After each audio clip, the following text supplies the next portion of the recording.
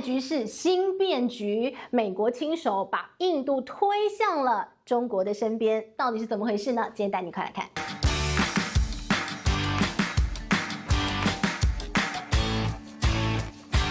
嗨，大家好，我是治愈，我们要带您来看看这个川普总统他对于这个世界的一个定义跟认知，朋友跟敌人之间的界限。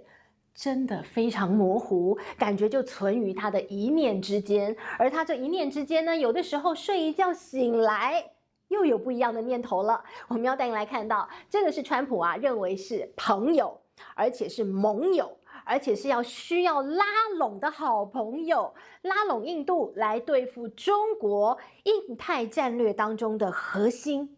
印度这个国家现在却被他视为是一个奸商，是一个敌人，已经不是一个伙伴，就觉得这个世界怎么转变得这么快？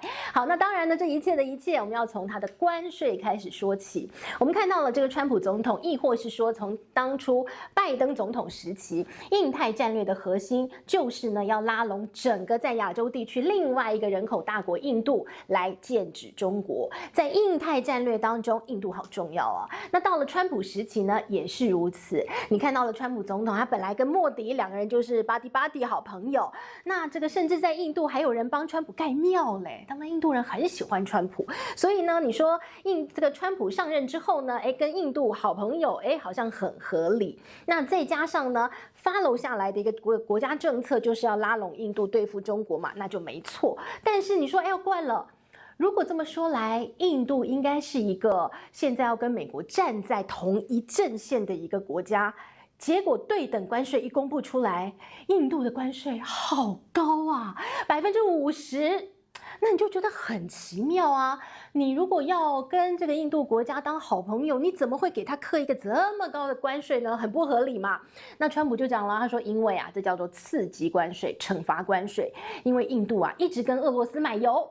这是我不能容许的，所以呢，我就要给他课一个很高的关税，让印度不准再跟俄罗斯买油了。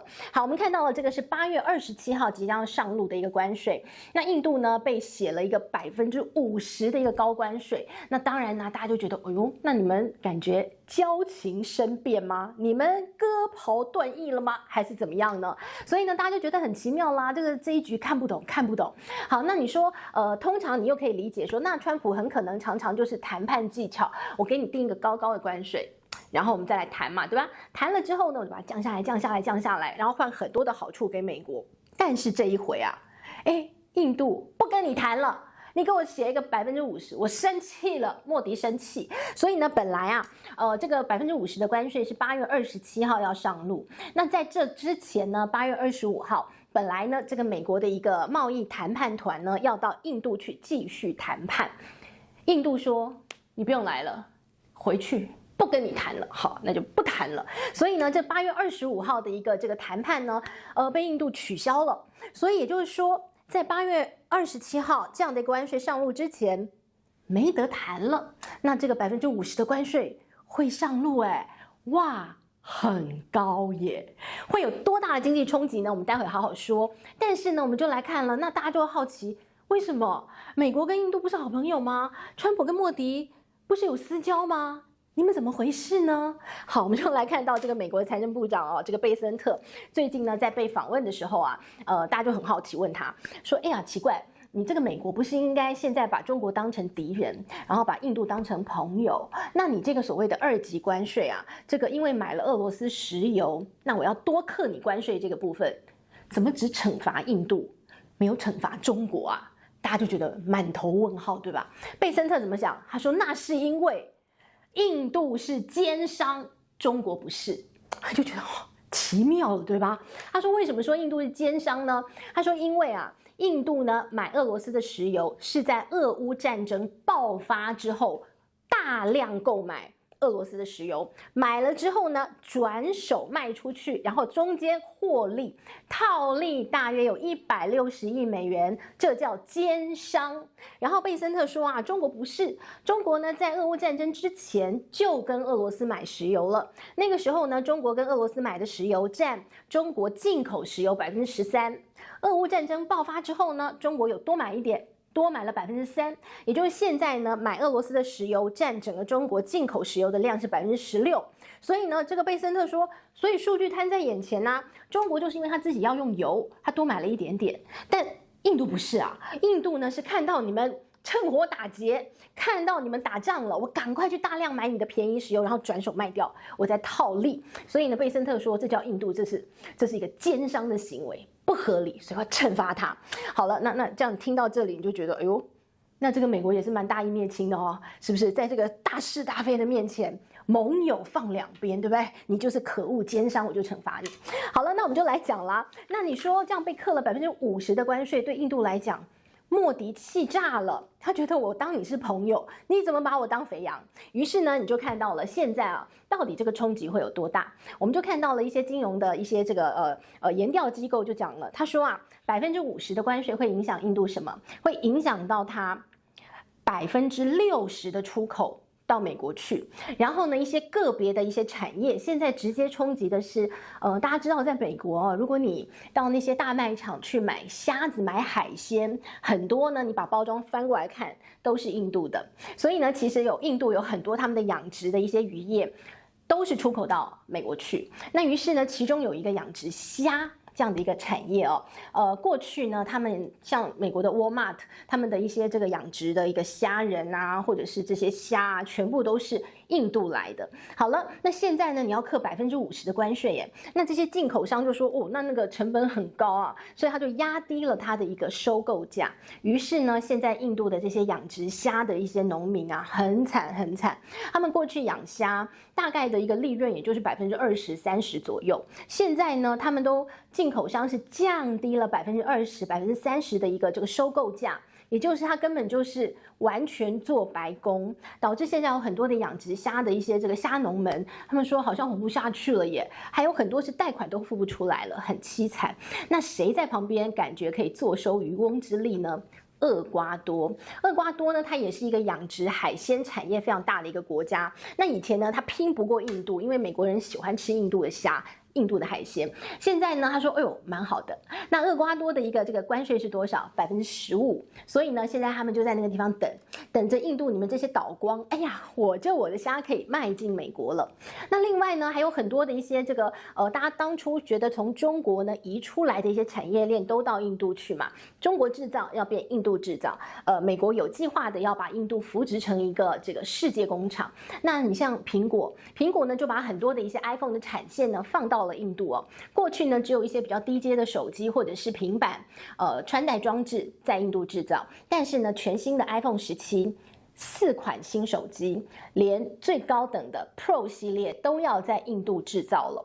现在呢，我们不晓得这个苹果在美国的大举投资，能不能换得它印度的制造的这些 iPhone 可以免税？但是呢，我们来看哦，如果真的这些 iPhone 也要适用这50%的关税，哇，那这苹果当初这个跟着国家的政策，我转移阵地，结果转来转去转了一场空啊，转了一个寂寞。好，那当然很可能苹果加大投资在美国本土，很可能可以换得免税。那我们就继续再往下看下去。但是我们讲回来，这一次啊，这个莫迪真的是有一种背叛的感觉，被美国背叛的感觉哦。我这么忠心的当你家狗啊，结果呢，你怎么对我，对吧？哈，这个叫什么卸磨杀驴啊，是不是这个意思？所以呢，我们看到莫迪怎么说，莫迪就说了，他说呢，对于这美国课这个印度50%的关税，莫迪说我要成为一堵墙，站在前面。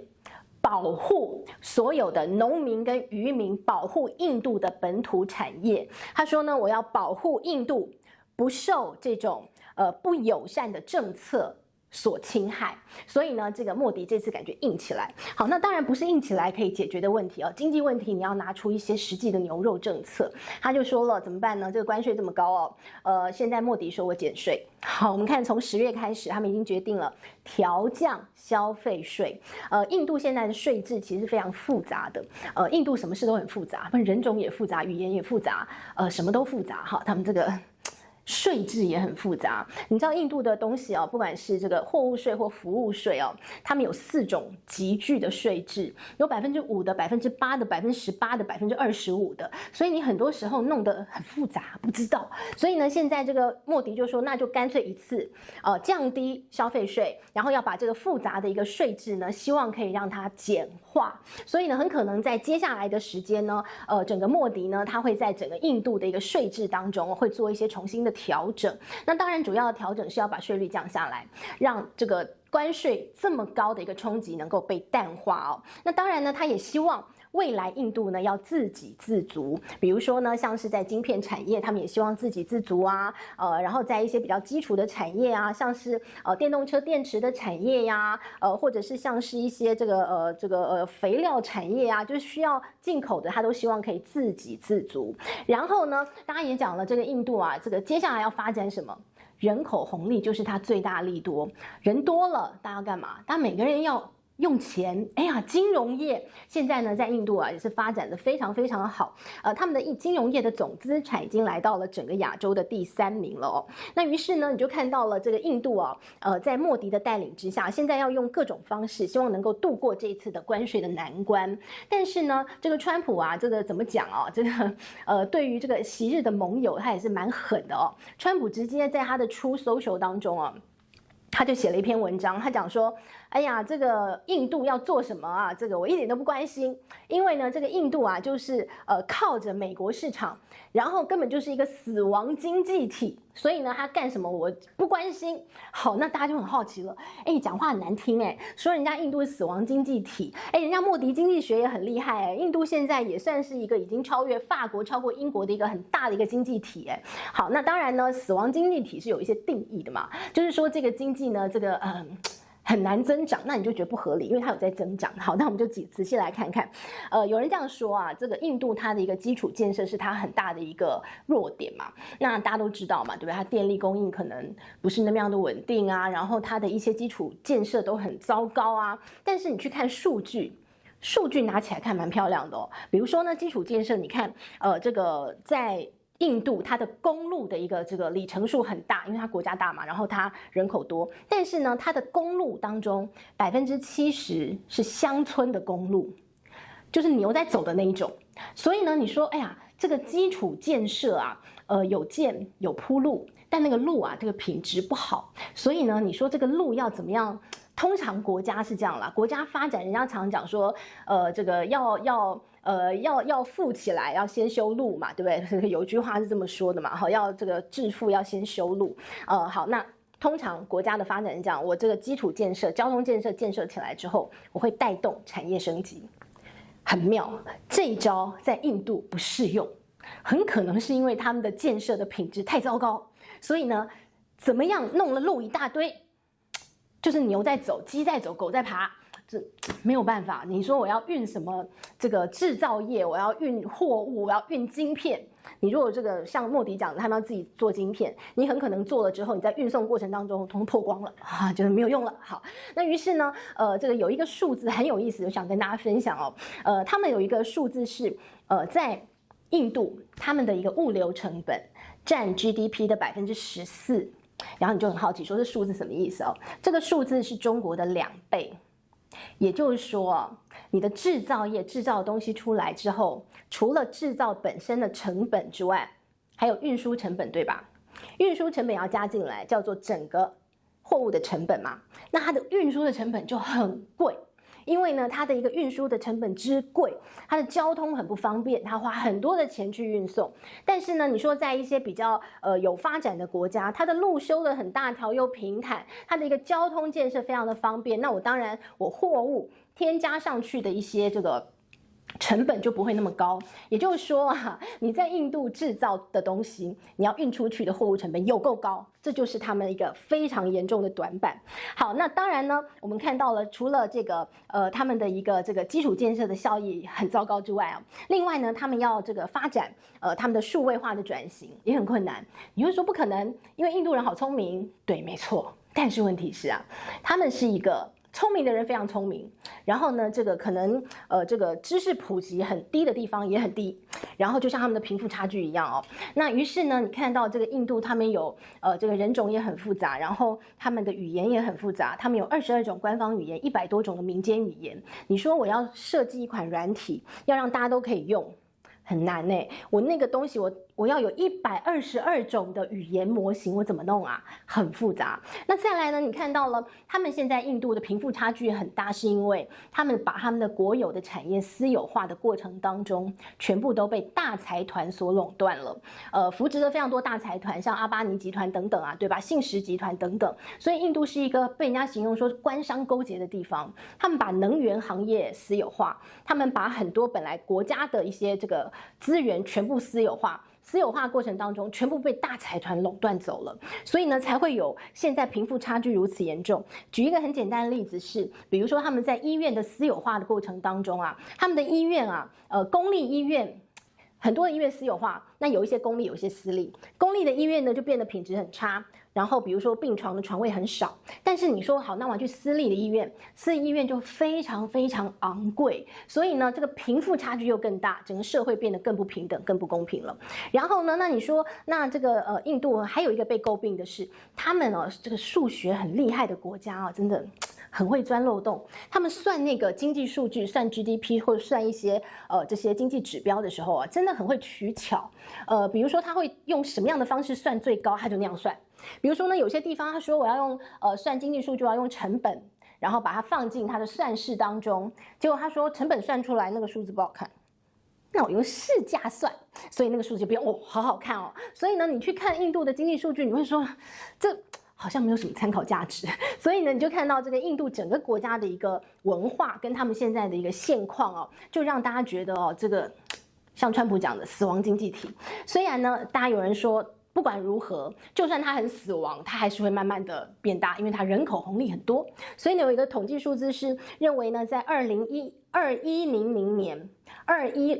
年，印度会成为全世界最大的经济体，没什么别的，就是它人多。别的国家人死光了，它还有，它就是全世界最大经济体。好，那无论如何啦，你看到这个印度现在的困境就在于，以为你是朋友，以为你是老大，结果你现在把我踢一边。那于是呢，莫迪现在转向了，我以前的老大还在吗？所以你看到他转向，他找了普丁，他找了中国。人家说龙象破冰啊，这个莫迪最近讲了一句话，真是太有意思了。之前呢，这个讲话多难听啊，现在他说，亚洲世纪的到来绝对离不开中印合作，所以呢，他最近见了王毅，他最近呢即将要到中国去访问了。